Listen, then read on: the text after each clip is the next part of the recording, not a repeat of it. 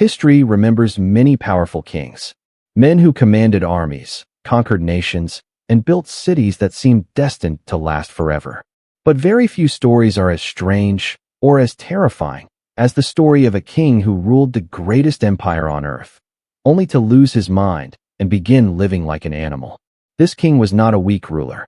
He was not a forgotten prince. He was one of the most powerful men the ancient world had ever seen. His name was Nebuchadnezzar II. At the height of his power, Nebuchadnezzar ruled over the mighty empire of Babylon. His armies marched across nations. His enemies feared his name.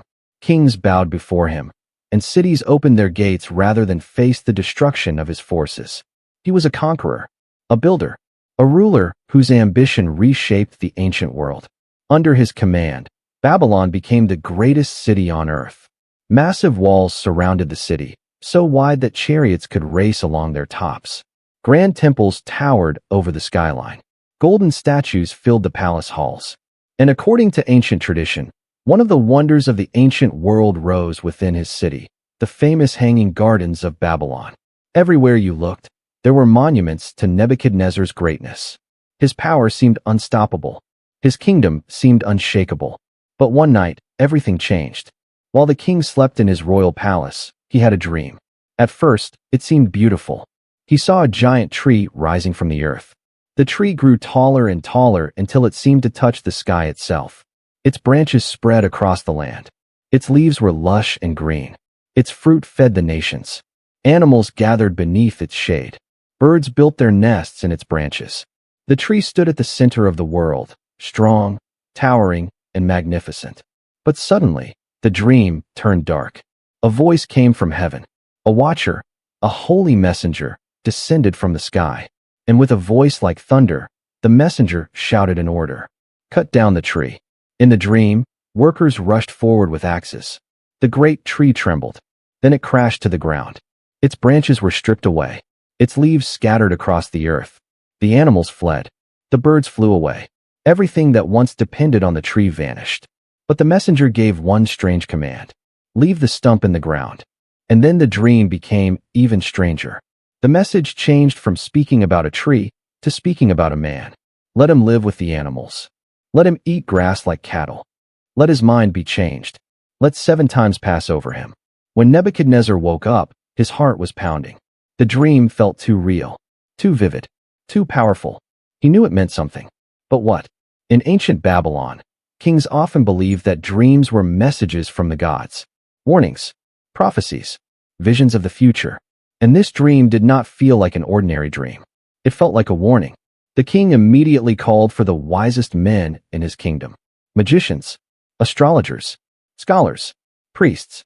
They gathered in the palace and listened carefully as the king described the dream. But one by one, they fell silent. None of them could explain it. None of them dared to give an answer. The greatest minds of Babylon were powerless before the mystery of the dream. But there was one man who might understand. A man who had interpreted dreams before. A man known for wisdom that did not come from Babylon's gods. His name was Daniel. Daniel had once been a captive from the land of Israel. Yet over time, his wisdom had earned him respect within the Babylonian court. More than once, Daniel had revealed secrets that no other advisor could explain. So Nebuchadnezzar summoned him. When Daniel entered the palace, the king told him the entire dream. The great tree, the heavenly messenger, the command to cut it down, the strange declaration that a man would live like an animal for 7 years. As Daniel listened, something changed in his expression. At first, he looked troubled. Then he became silent. The king noticed immediately. Do not let the dream frighten you, Nebuchadnezzar told him. Tell me what it means. But Daniel hesitated, because the meaning of the dream was far more terrifying than the king realized. The giant tree in the dream represented power, dominion, glory, and the ruler of that tree was the king himself. The warning hidden inside the dream was clear.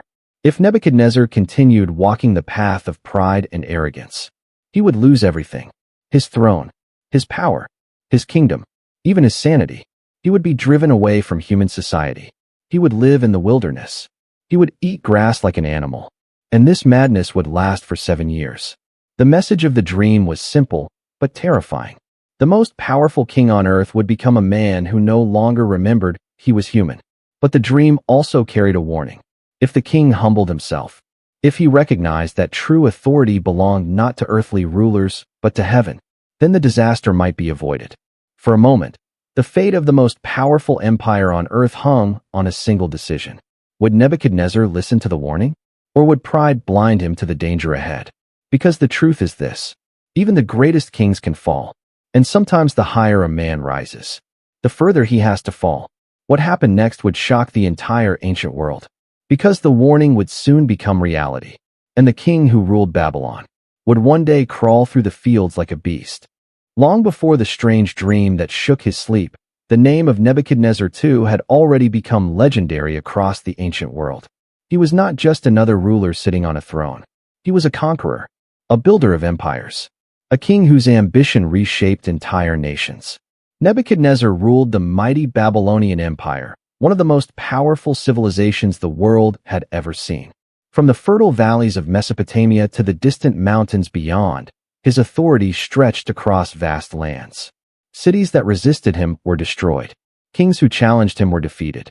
Nations that once believed themselves strong suddenly found themselves bowing before Babylon. When the armies of Nebuchadnezzar marched, the ground seemed to tremble beneath them. His soldiers were disciplined and relentless. His generals were experienced commanders. Siege engines battered city walls that once seemed impossible to break. And when Babylon conquered a city, the victory was absolute. No one doubted who ruled the region: the king of Babylon, Nebuchadnezzar. But the king was not only a warrior. He was also a visionary builder. While other rulers were satisfied with conquering lands, Nebuchadnezzar wanted something greater. He wanted to build a city that would stand above all others. A city so magnificent that the world would remember it for centuries. That city was Babylon. Located along the great Euphrates River, Babylon had already existed long before Nebuchadnezzar became king. But under his rule, the city was transformed into something extraordinary. Massive defensive walls surrounded the city. These were not ordinary walls. Ancient historians claim they were so wide that several chariots could race side by side along their tops. Watchtowers rose high above the gates. Bronze doors protected the entrances. Anyone approaching Babylon would immediately understand that this city was built to be both beautiful and unstoppable. One of the most famous entrances to the city was the Ishtar Gate. Covered with brilliant blue glazed bricks, the gate shimmered in the sunlight like a piece of the sky brought down to earth. Golden images of lions, bulls, and dragons decorated the walls. These creatures symbolized power, protection, and divine authority. Every visitor who passed through the gate entered a city designed to inspire awe. Wide processional roads stretched through Babylon, lined with towering buildings and temples dedicated to the gods of the empire.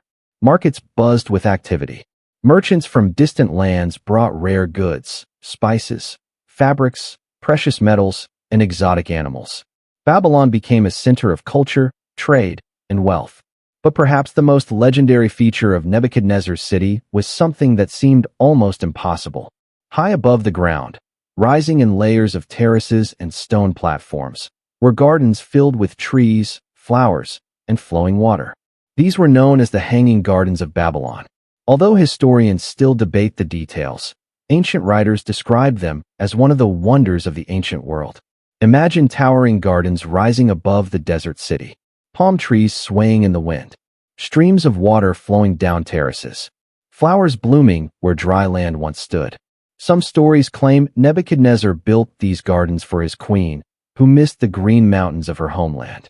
Whether the story is entirely true or not, the legend reflects the same truth. Babylon under Nebuchadnezzar was a city of astonishing beauty and power, and at the center of it all stood the king himself. Nebuchadnezzar lived in a magnificent palace that overlooked the city. From its high terraces, he could see the walls, the temples, the gates, and the bustling streets below. Every monument, every tower, every statue reminded the world who had built this empire. Nebuchadnezzar believed that Babylon's greatness was the result of his own brilliance, his leadership, his power, his vision. And to be fair, few rulers had accomplished what he had. He had defeated powerful enemies. He had expanded the empire farther than many thought possible. He had transformed Babylon into the greatest city of the ancient world. But with every victory, something else grew within the king. Pride. Slowly, quietly, pride began to take root in his heart. At first it seemed harmless. After all, what king would not take pride in such achievements? But pride has a way of growing larger over time. And the greater the success, the more dangerous pride can become.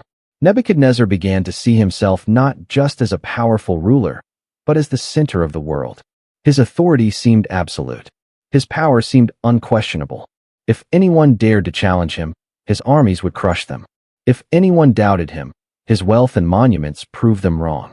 In his mind, Babylon stood as proof that he was greater than any king before him. Yet within the royal court of Babylon, there were also people who understood a deeper truth. Among them was a man who had once arrived in Babylon as a captive. His homeland had been conquered, his people taken away. Yet his wisdom had eventually earned him a position within the king's administration. That man was Daniel. Daniel believed that the rise and fall of kingdoms did not ultimately depend on human strength. Instead, he believed that power came from a higher authority, a power beyond kings, a power beyond empires, the power of God. Over time, Nebuchadnezzar had already seen moments that hinted at this truth. He had witnessed miracles. He had seen events that even the greatest scholars of Babylon could not explain. And more than once, Daniel had revealed secrets that seemed impossible to know. But despite these moments, the king's pride continued to grow. Babylon grew richer. His armies grew stronger. His monuments grew grander. And with every passing year, Nebuchadnezzar felt more certain that he had built his empire entirely through his own strength. Then one night, everything changed. While the king slept inside his magnificent palace, a dream appeared before him.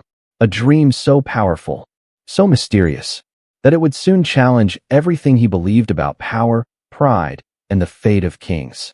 Because the dream was not simply about a tree. It was about a warning, and that warning was directed at the most powerful man on earth, Nebuchadnezzar. Night had fallen over the great city of Babylon. Torches flickered along the palace walls. Guards stood watch beside the towering gates. The noise of merchants and travelers slowly faded as the city settled into silence. Inside the royal palace, the most powerful man in the world lay sleeping. Nebuchadnezzar too had spent the day as he often did, overseeing the affairs of his vast empire. Messengers had arrived from distant provinces bringing reports. Generals had discussed military matters. Architects had presented plans for new buildings that would make Babylon even more magnificent. Everything around the king reinforced the same belief. He was unstoppable. But as the night deepened, something strange happened. Nebuchadnezzar began to dream. At first, the dream seemed calm, almost peaceful. He saw a vast open land stretching as far as the eye could see. At the center of this land stood a tree. But it was not an ordinary tree. It was enormous. The tree began small, but it grew rapidly. Higher, taller, stronger. Soon it towered over the landscape. Its top seemed to reach the heavens. Its branches stretched out across the earth. Its leaves were full and green. Its fruit was abundant. The tree became the center of life for the entire land. Animals gathered beneath its shade to rest. Birds flew down and built nests among its branches. Travelers passed by and found shelter under its wide canopy. From the fruit of this tree, the nations of the earth were fed. The dream carried a sense of strength and stability. The tree seemed unshakable. It was the kind of symbol kings loved to imagine. Powerful, life-giving, standing above all others. But suddenly the atmosphere of the dream shifted. The peaceful scene darkened. The sky above the tree trembled. And from heaven, something descended. A watcher. A holy messenger. The figure shone with authority as it came down from the sky. Its voice echoed across the dream like thunder rolling over the land. The messenger shouted a command. Cut down the tree. Immediately the scene changed. Workers appeared carrying axes. They rushed toward the massive tree. Blades struck wood. Branches shook violently. Leaves fell to the ground like rain. The great tree that once fed the nations began to collapse. With a final thunderous crash, it fell. Its branches were stripped away. Its leaves scattered across the earth. The animals fled in terror. The birds flew away from the broken branches. Everything that once depended on the tree disappeared. The powerful symbol of life and strength lay destroyed. But the messenger from heaven gave another command. Leave the stump in the ground. The workers obeyed. The trunk of the tree was gone, but the stump remained rooted in the earth. Then iron and bronze bands were placed around the stump to hold it in place. At that moment, the dream changed again. The message was no longer about a tree. It was about a man. The voice from heaven spoke again. Let him live with the animals. Let him dwell among the beasts of the field. Let him eat grass like cattle. Let his mind be changed from that of a man. Let him be given the mind of an animal. Then came the most chilling part of the decree. Let 7 times pass over him. The voice continued. This is so that the living may know that the Most High rules over the kingdoms of men. The words echoed through the dream like a final judgment. Then everything went silent. Nebuchadnezzar woke up suddenly. His heart was pounding. The dream had felt too real, too vivid, too powerful. He sat upright in his bed, staring into the darkness of the palace chamber. The images were still clear in his mind. The towering tree, the heavenly messenger, the command to cut it down, the strange declaration that a man would live like an animal for 7 years. The king felt uneasy. In the ancient world, dreams were often seen as messages from the gods, warnings, prophecies, revelations about the future. And this dream did not feel like an ordinary dream. It felt like a message. But what did it mean? Nebuchadnezzar wasted no time. Early the next morning, he summoned the wisest advisors of Babylon. The palace hall filled with scholars and priests, magicians, astrologers, diviners. These men were the intellectual elite of the Babylonian Empire. They studied the stars. They interpreted signs and omens. They believed they could uncover the secrets hidden in dreams. One by one, they stepped forward to hear the king describe the vision. Nebuchadnezzar carefully explained everything. The great tree, the animals and birds, the heavenly messenger, the order to cut the tree down, the strange declaration about a man living like an animal. When the king finished speaking, the hall grew quiet. The advisors looked at one another. Some frowned, some whispered, others stared at the floor, but none of them spoke. The dream was too strange, too symbolic, too dangerous to interpret without certainty. Because if the dream carried a message of disaster, and they explained it incorrectly, the king might punish them for giving the wrong answer. So the wisest men in Babylon stood silent. Not one of them dared to explain the dream. Nebuchadnezzar felt his frustration growing. These were the men who claimed to understand the mysteries of the universe.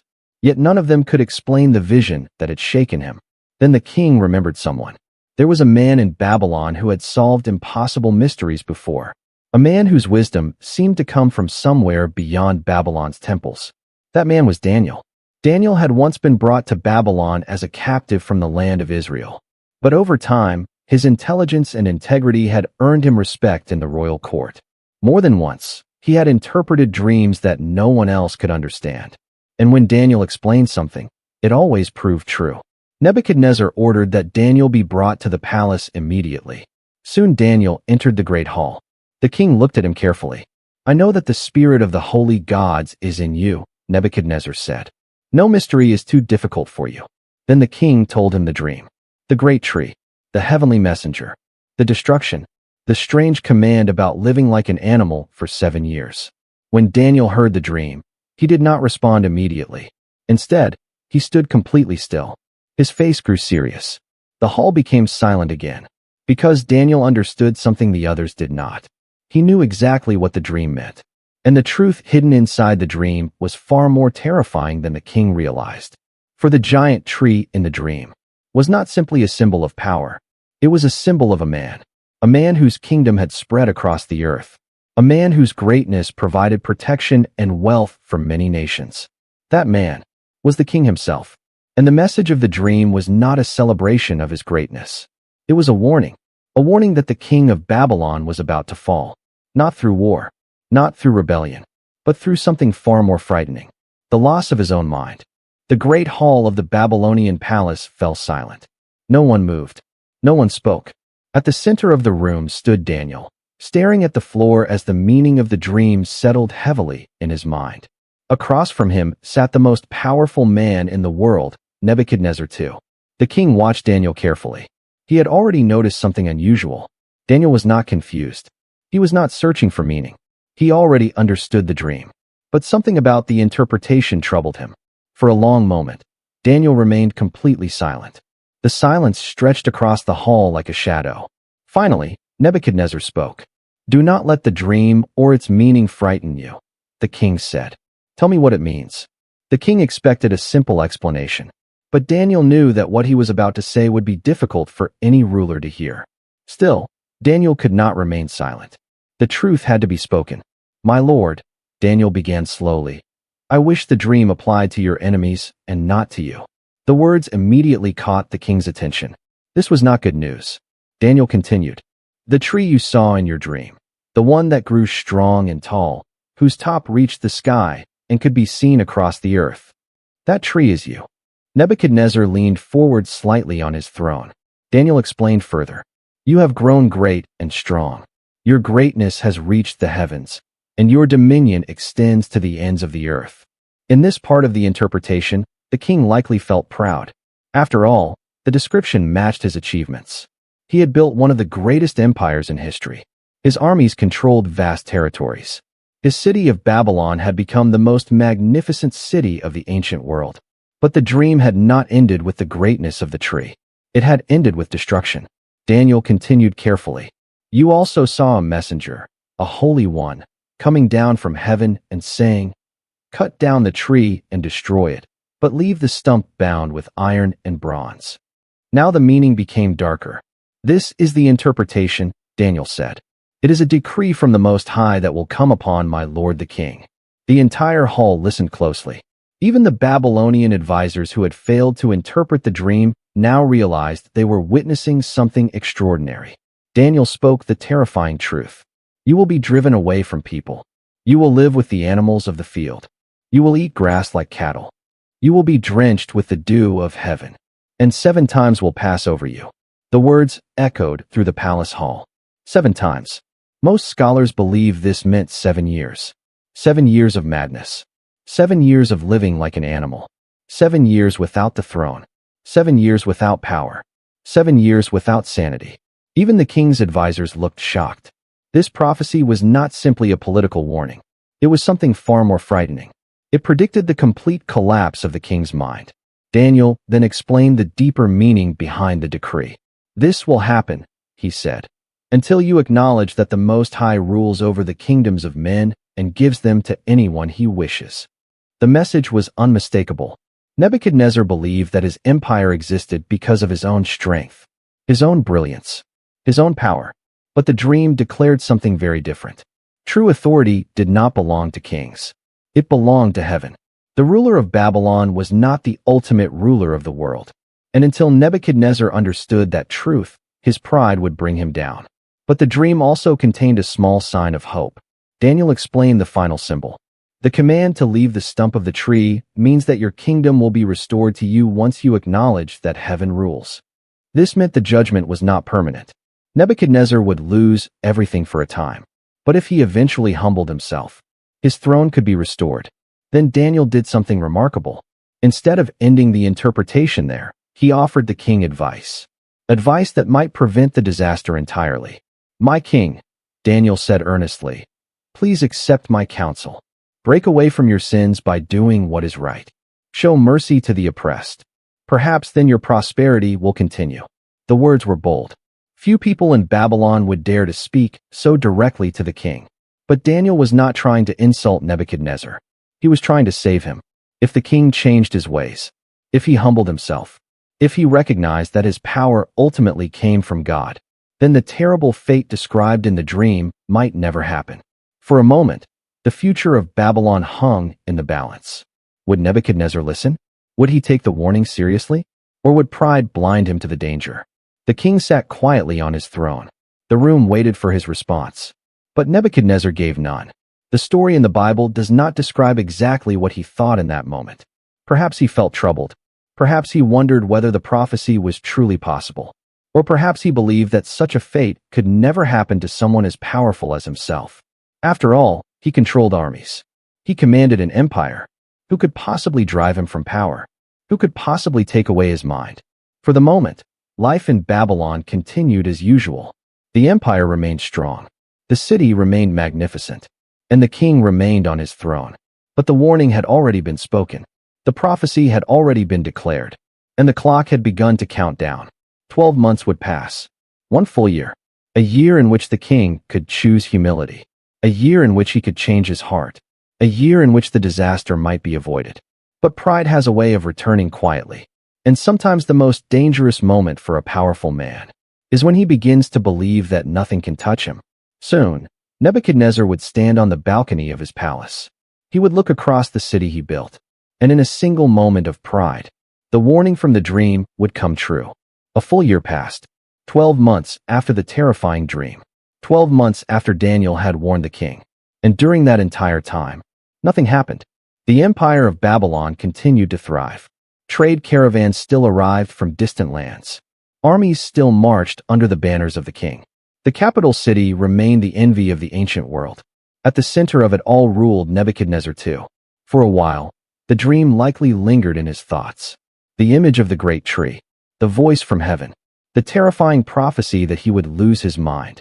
But as the months passed without any sign of trouble, the warning began to fade. Human nature often works this way. When danger does not appear immediately, people assume it never will. And so the king continued ruling as he always had. Building, conquering, expanding. Babylon grew more magnificent with every passing year. Its walls were legendary. Some ancient writers claimed they were so wide that chariots could race along the top. Its gates were decorated with brilliant blue tiles and golden designs.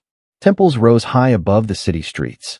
Statues of gods and kings stood in the courtyards. And one of the greatest wonders of the ancient world stood within its walls, the famous Hanging Gardens. Though historians still debate their exact design, ancient accounts describe a breathtaking structure. Terrace gardens filled with exotic plants, water flowing down stone channels, trees and flowers growing high above the city like a green mountain. To travelers arriving from distant lands, Babylon looked like paradise. And Nebuchadnezzar knew something important. Most of these wonders existed because of him. He had ordered their construction. He had financed the projects. He had commanded the labor. Without him, Babylon would not be what it was. At least, that was what he believed. One evening, the king walked along the roof of his royal palace. From there he could see nearly the entire city. The sun was beginning to set. Golden light washed over the massive walls. The temples glowed against the darkening sky. Smoke rose gently from cooking fires in the streets below. The city buzzed with life. Merchants, priests, soldiers, craftsmen, all living under the protection of Babylon's mighty empire. The view must have been breathtaking. And standing there above it all, Nebuchadnezzar felt something dangerous rising in his heart. Pride.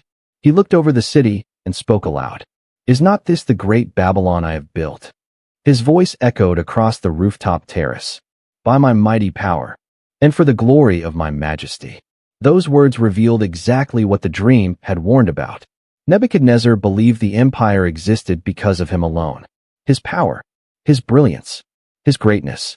But he had forgotten the message Daniel had explained. The message that the Most High rules over the kingdoms of men. The king had been given a year to humble himself. But instead, standing above Babylon, he glorified himself. And the moment the words left his mouth, something happened. A voice came from heaven. Not from the palace. Not from the city. From above. The voice interrupted the king while he was still speaking. King Nebuchadnezzar, this is what has been decreed for you. The king froze. The voice continued. Your royal authority has been taken from you. You will be driven away from people. You will live with the animals of the field. You will eat grass like cattle. 7 times will pass over you, until you acknowledge that the Most High rules over the kingdoms of men and gives them to anyone he wishes. The prophecy had arrived. The warning was no longer a possibility. It was reality, and the change happened instantly. In that very moment, something inside the king's mind broke. The powerful ruler who had commanded armies, the man who had ruled the greatest empire on earth, suddenly lost his sanity. The transformation must have shocked everyone who witnessed it. Servants, guards, officials. One moment the king stood proudly on the palace roof. The next moment his behavior became strange, confused, wild, uncontrollable. His thoughts no longer made sense. His mind no longer worked like a human mind. The king of Babylon had lost his reason. Soon, the palace could no longer keep him inside. He wandered away from the royal court, away from the throne, away from the city, exactly as the dream had predicted. Nebuchadnezzar began living like an animal.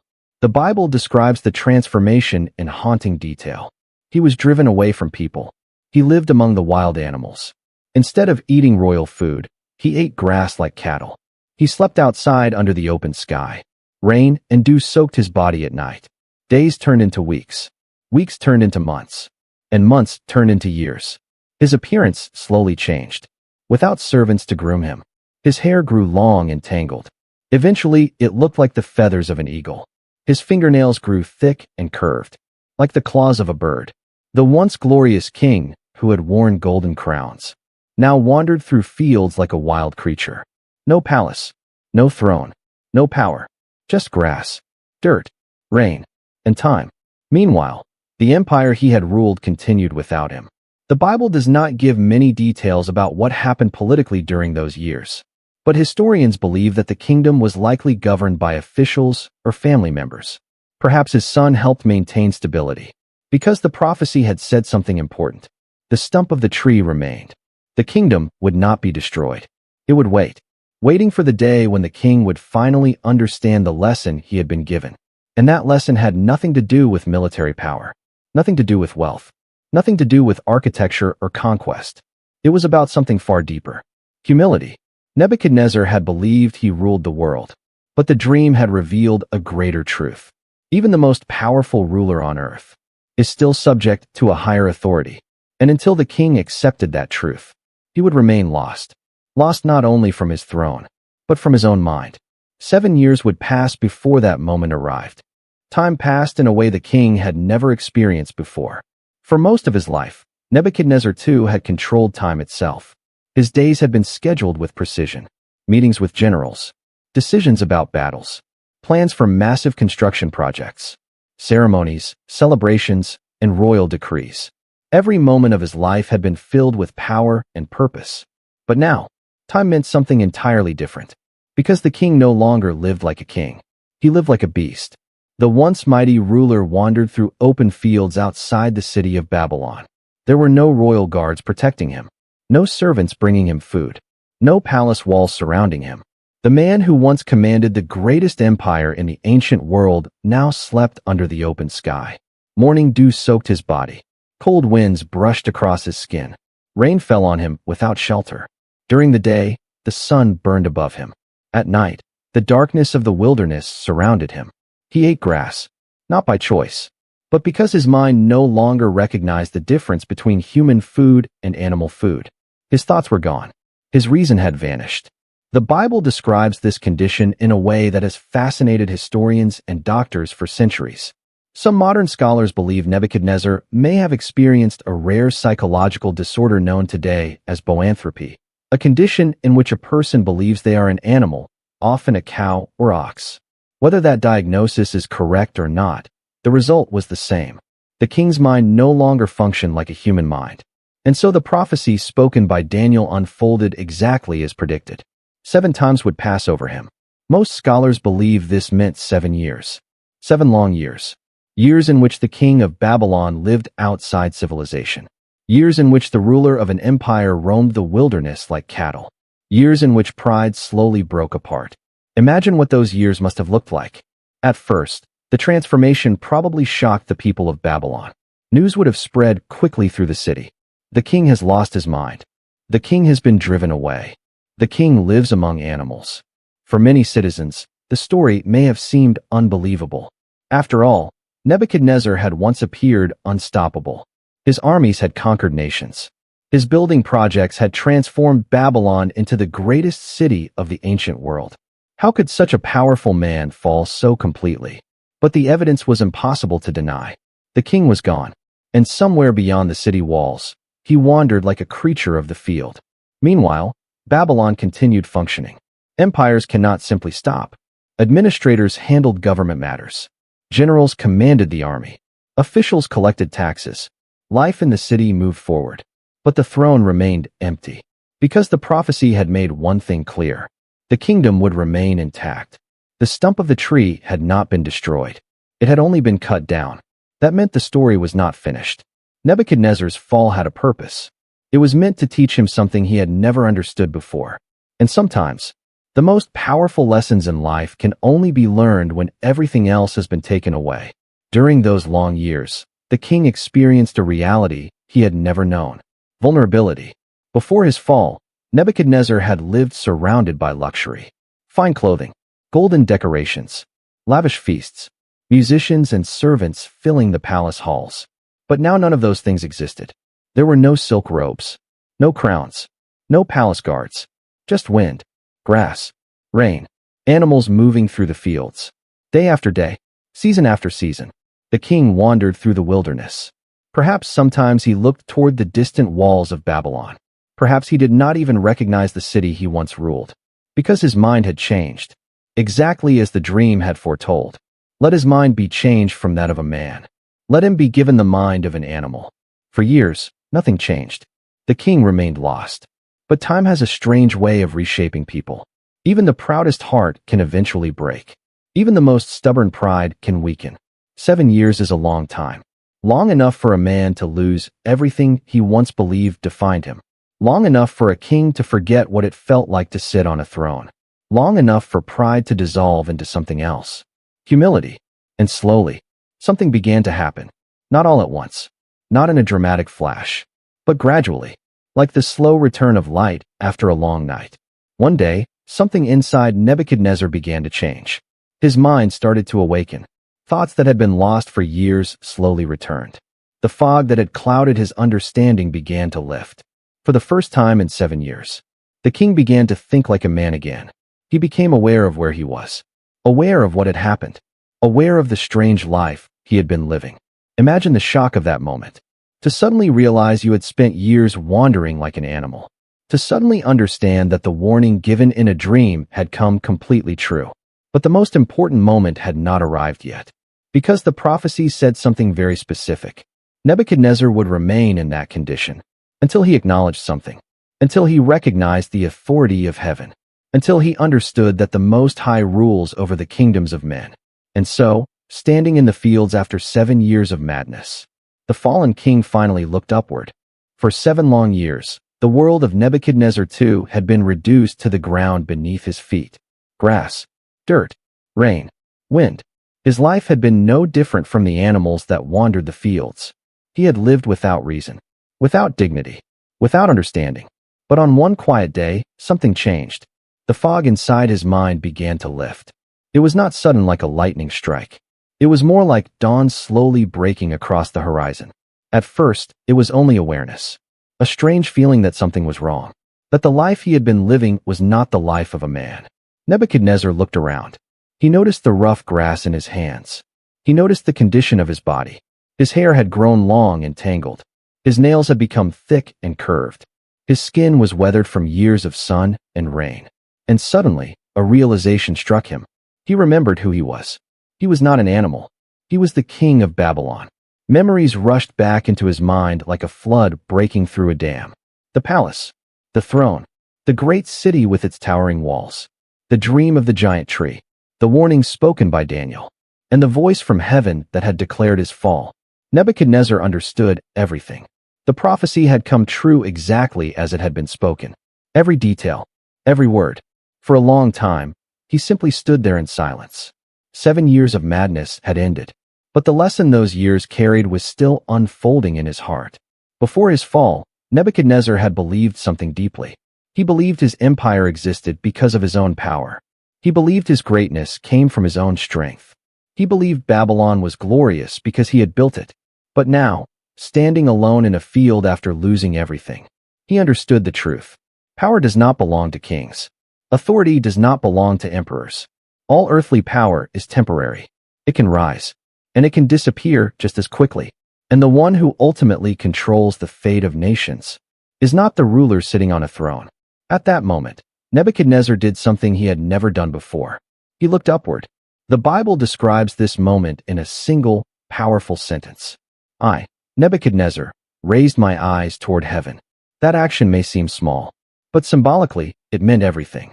For years the king had looked down on the world, down on conquered nations, down on his subjects, down on the city he believed he had created through his own greatness. But now, after losing everything, he finally looked up, upward toward heaven. upward toward the source of true authority. And when he did, something incredible happened. His sanity returned completely. The broken pieces of his mind came together again. His thoughts became clear. His understanding was restored. For the first time in 7 years, Nebuchadnezzar thought like a king again. But he was no longer the same man who had once stood proudly on the palace roof. The king who returned from madness was a different person, because the most powerful change had happened inside his heart. Nebuchadnezzar began to speak. But this time, his words were not filled with pride. They were filled with humility. "I praise the Most High," he declared. "I honored and glorified him who lives forever." These words marked the complete reversal of the king's attitude. The man who once glorified himself now glorified heaven. The ruler who once believed his power came from his own strength now recognized that all authority ultimately belongs to God. Nebuchadnezzar continued speaking, declaring something that every ruler in history eventually learns. His dominion is an eternal dominion. His kingdom endures from generation to generation. The king had finally understood the lesson of the dream. Human empires rise and fall. Kings come and go. Nations expand and collapse. But the authority of heaven remains forever. Then Nebuchadnezzar said something even more striking. "All the peoples of the earth are regarded as nothing. He does as he pleases with the powers of heaven and the peoples of the earth. No one can hold back his hand. No one can say to him, 'What have you done?'" These words were not spoken by a prophet. They were spoken by the most powerful king of his time, a man who had once ruled the known world, a man who had experienced what it meant to lose everything, and who now understood something deeper than power. He understood humility. But the story was not finished yet, because the prophecy spoken years earlier had promised something else. The kingdom would be restored. The stump of the tree had remained in the ground, waiting for the moment when the fallen king would finally recognize the authority of heaven. And now that moment had arrived. When the mind of Nebuchadnezzar II returned, something extraordinary followed. His sanity was restored. But that was only the beginning. Because the prophecy spoken years earlier by Daniel had promised more than just the return of the king's mind. It had promised the restoration of his kingdom. The giant tree in the dream had been cut down, but the stump had been left in the ground, bound with iron and bronze, waiting for the moment when the king would finally understand the lesson he had been given. And now that moment had arrived. Nebuchadnezzar had looked up to heaven. He had acknowledged the authority of the Most High. He had recognized that true power does not belong to human rulers. And as soon as that change happened inside his heart, everything began to change around him. The Bible records something remarkable. "At that time my sanity was restored. My honor and splendor were returned to me, and I was restored to my throne." Imagine the scene. For 7 years, Babylon had existed without its king. Administrators had governed the empire. Officials had maintained order. But the throne itself had remained empty. Because everyone knew something. The king was not dead. The prophecy had declared that his kingdom would return to him. And now the moment had finally arrived. Word would have spread quickly across the empire. The king has returned. The king's mind has been restored. The king lives again. After years in the wilderness, Nebuchadnezzar returned to the palace. But the man who walked back into Babylon was not the same ruler who had once walked its halls before. 7 years had changed him. 7 years had broken the pride that once filled his heart. The king who returned no longer believed his greatness came from his own power. He had seen firsthand how fragile human authority truly is. A man can rule an empire one day and lose his mind the next. Nebuchadnezzar himself explained what happened after his restoration. "My advisors and nobles sought me out, and I was restored to my throne." But then he added something even more surprising. "I became even greater than before." This statement might seem strange at first. How could a king become greater after losing everything? But the answer lies in the transformation that had taken place inside him. Before his fall, Nebuchadnezzar had ruled with pride. He believed Babylon existed because of him. He believed the empire belonged to him. He believed his achievements were the result of his own greatness. But after his fall, he ruled with a completely different understanding. He knew that his authority was temporary. He knew that his throne ultimately belonged to someone higher. And that realization changed everything. At the end of his story, Nebuchadnezzar made a declaration that still echoes thousands of years later. "Now I, Nebuchadnezzar, praise and exalt and glorify the King of heaven." These words are extraordinary, because they did not come from a prophet. They came from a pagan king, a ruler who had once believed himself to be the greatest power in the world. But the king had learned a lesson that few leaders ever learn. He had learned humility. Nebuchadnezzar continued, "Everything he does is right, and all his ways are just, and those who walk in pride, he is able to humble." Those final words summarize the entire story. Nebuchadnezzar had walked in pride. He had stood on the roof of his palace and declared that Babylon existed because of his power. But heaven had shown him something different. Power can disappear in a moment. Sanity can vanish without warning. And even the greatest king can fall to the ground. The story of Nebuchadnezzar is not just the story of a ruler who lost his mind. It is the story of a man who discovered the limits of human power. And perhaps that is why this story has lasted for thousands of years. Because the lesson it teaches is timeless. Empires rise. Empires fall. Leaders come and go. But pride remains one of the most dangerous forces in human history. It destroys kings. It destroys nations. And it blinds people to the truth about themselves. Nebuchadnezzar learned that truth the hardest way possible. He had to lose everything. His throne. His dignity. His sanity. Only after losing it all did he understand something greater. The true ruler of the world is not found in palaces. Not in armies. Not in wealth or power. The true ruler is the one who governs heaven and earth. And when Nebuchadnezzar finally recognized that truth, the king who once lived like an animal became something far greater. A ruler who understood humility. And that transformation became the greatest victory of his life.